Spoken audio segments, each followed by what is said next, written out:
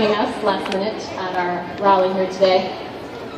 I think PAN can no longer ignore us. I think it's quite clear that we aren't going away. To give you a little brief intro of how I got involved with this, I used to work for Merck from 2001 to 2003 during the biopsy scandal. What I saw during that really opened my eyes to what's going on behind the scenes.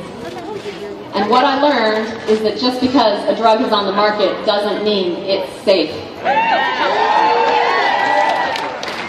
So right now, with $5 billion in debt from the payouts for Vioxx, Merck has to find a new way to make money. And it's off our children.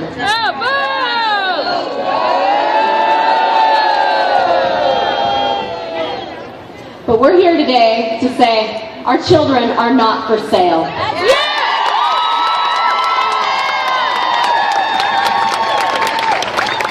When I brought my 4.5-year-old son, he's 4.5 now, back from Europe after 8 years over there, he was vax-free, 6 months old. I went into a peds office in San Francisco, and I had never been talked to about vaccines in Holland where I had my son. And I got bullied, and I asked to see a vaccine insert because I no longer trusted pharma. And I got kicked out of the office. That was 4 years ago, and that's where my vaccine research started. And I have learned a lot since then. But I wasn't out until SB277 made me realize that there is some evil going on here. And we need to fight it. So, a lot of people ask me, why am I taking the risk to fight this fight and do the work that I'm doing? And it is for my son, right over there, who is 4.5 years old. He would be in the kindergarten class that would first be affected by SB277. And that is not okay. So in my research, some of the things that I found out was that vaccines are not classified as normal pharmaceutical drugs. They're classified as public health measures, so they're not subject to the same safety testing. There are no double-blind, placebo-based long-term studies done on vaccines. That is not okay. The safety studies are flawed, and in fact, the whole vaccine system in the U.S. is broken. No kidding. Vaccines are the highest profit margin drug for the pharma companies because they have no liability. If you're injured from a vaccine or you die, unfortunately, there is no way to hold the pharmaceutical companies or the doctors accountable.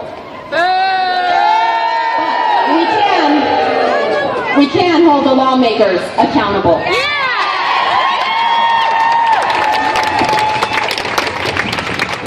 Another thing I found out was that here in the U.S., the way we do things with children is not like the way they do things everywhere else in the world. We give twice as many vaccines on our childhood schedule than most developed countries. Oftentimes, it's 3 times the number. What else do we have highest in the world? Infant mortality rate, SIDS, autism, ADHD, autoimmune disorders, childhood leukemia, diabetes 1. This is the true health crisis.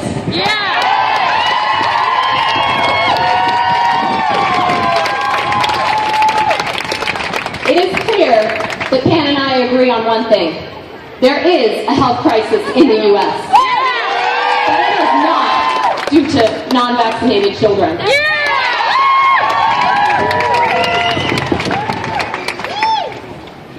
So also in the U.S., we do things a little bit differently. We're trying to mandate vaccines, over 100 bills in 36 states right now.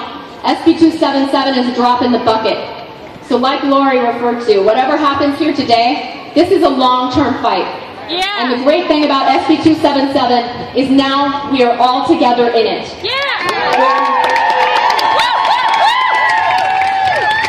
We are no longer just one family here and there. We are together, and we are going to fight this, no matter how long it takes.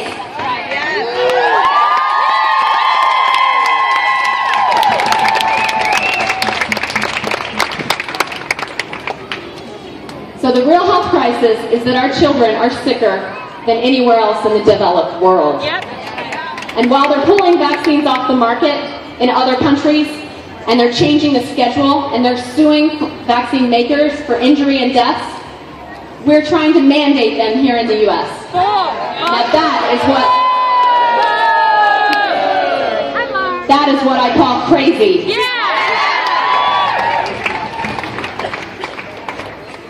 So as we know, Pan has a lot of money on his side. But we have the truth. And in the end, the truth will prevail.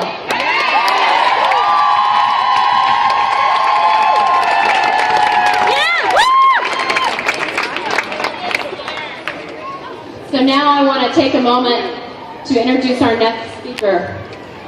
She is one of my personal heroes.